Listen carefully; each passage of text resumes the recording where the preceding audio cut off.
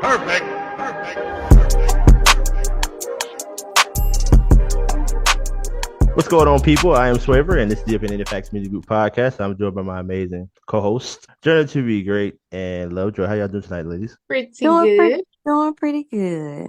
And yourself, sir? I'm doing pretty good. To our listeners, I hope you guys are doing wonderful. Thank y'all for the continued support. And if you're new to this channel, don't forget to like, subscribe. On this podcast, our mission is to build better relationships in the community through using the power of conversation. And so tonight, we have two topics for you guys. One's going to be about promiscuous or just sexually traumatized and going to jail for cheating. Yeah, that's what we're going to talk about tonight. So we're going to go right into it. What you got for us, Journey? This one channel on YouTube called Wild Heart Waves, they did a really good job talking about this, along with other issues that Black women face. I think the name of the video, it was titled Jezebel or something like that. But anyway, she started off the video with Corinne Steffen. Do y'all remember her? Superhead. Oh, yeah. Okay. It's crazy we don't know her real name, huh? I know, right?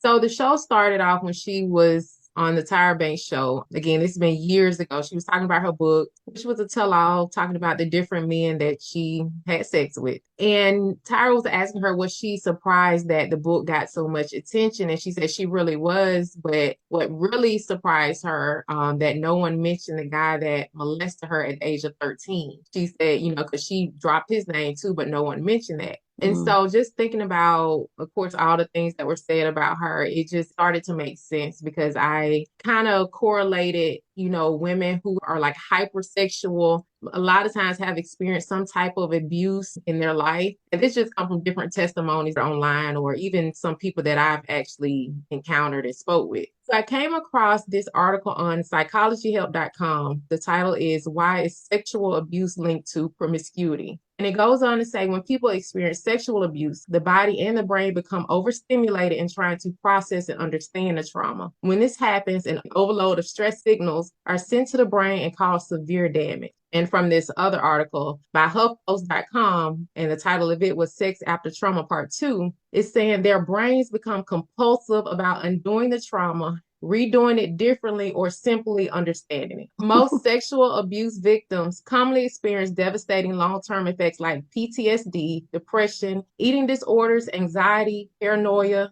dissociative disorders, or nightmare. And the link between sexual abuse and promiscuity happens when a victim experiences a loss of self-worth. The ability to have control or mastery over their intimate relationships give them some short sense of empowerment. And again, from this other article, charliehealth.com, how to heal from sexual trauma. But it says that among children and teens under 18, 1 out of 4 girls and 1 out of 13 boys have experienced some type of sexual abuse. When it comes to adults, more than half of women, almost 1/3 of men have experienced some sort of sexual abuse. Now, if you think about half the women, like that is extremely alarming. And again, I'm just thinking about just people, not even just close friends, but people that I've just encountered, had conversations with, just people that felt that they were able to confide in me. I can think of like a handful off the top of my head that have told me they experienced some type of abuse. But going on as far as like ways to try to heal, of course, number 1, seeking therapy. 2, getting a strong support system.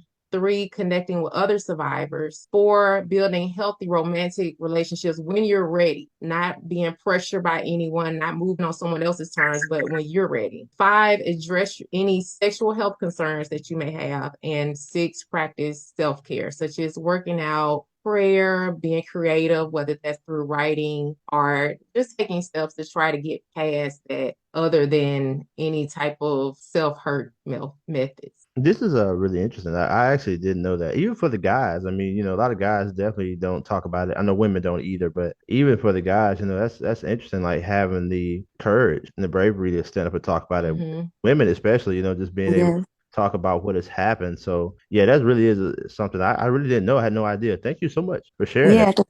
I didn't think the number was that high, but when you say like half the women, I can start to see it even in my own personal circle of close people who have shared experiences that they've gone through with me, and it's more than one. So it's like you standing by another female. One of y'all have had some type of sexual thing to happen to you in your lifetime, and that's a really high number. And I could see Yeah. how it could turn some women to being promiscuous. And I've seen it completely turn some other women completely off just to the thought of even being sexual at all. Right. Like it comes in different forms. It needs to be more of a conversation because it's glorified in the rap music, of course. But a lot of times we're not talking about some of these women have had some terrible experiences. Yeah. There are also some men too, because sometimes that causes some confusion with people too, just, trying to figure out a lot of things out. So you're right. You do have to kind of go get yourself together, but that's not something that we really talk about as far as like, do I have a sexual trauma?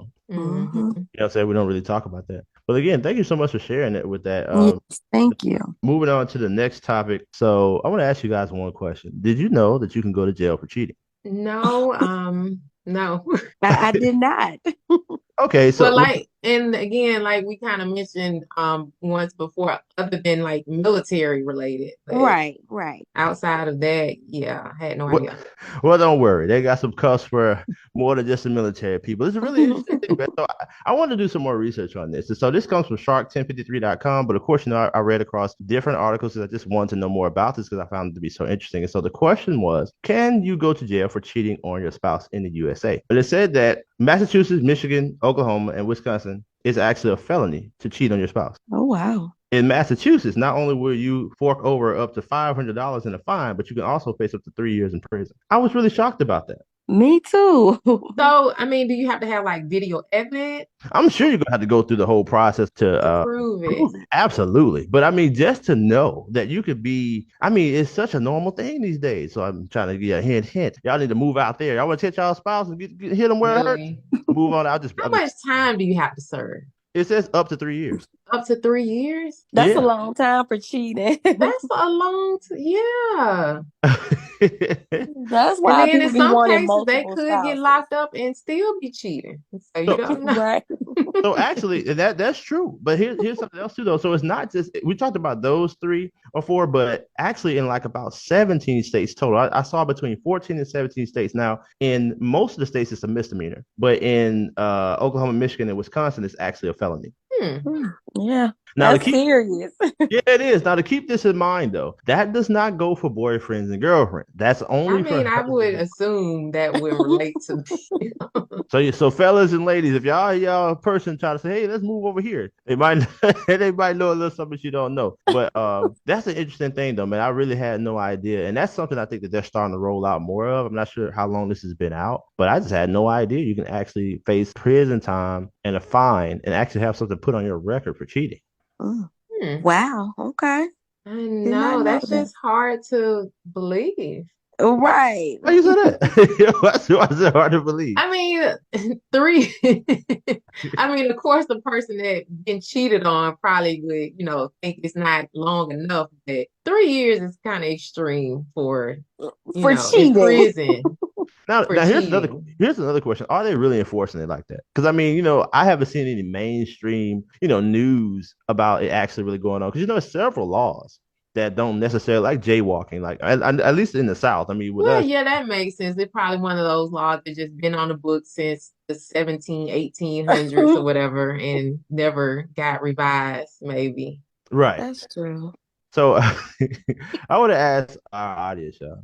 First of all, I'm not going to ask y'all this, but if you are suffering from some sort of sexual trauma or sexual abuse, the first thing you always want to keep in mind is go and get professional help and let someone know that cares about you and respects you, is not going to try to expose you or make you feel bad or shame you for having this happen to you. So I'm not even asking you about that, but I'm just going to say just from our advice is go and seek professional help. That's very, very important. And I'm going to give another special thanks to Journey for bringing that up. That's very important. And a lot of us don't talk about it. So thank you, Journey. And also to the listeners, make sure you go get that help. You're welcome. On another note, though, I want to know, y'all need to avoid them states if y'all ain't trying to get in trouble for cheating. Now, I just let y'all know that. I put it out there. So now if you get caught up, it's on you. But anyway, you should be cheating anyway. But yeah, I want to know what y'all think about these topics that we had today, you guys. This was a kind of a interesting night tonight. But we appreciate y'all as always for the continued support. Again, I am Swerver, joined by my amazing co-host, Journey to Great Love Joy. This is the Opinionated Facts Media Group podcast. And until next time, peace.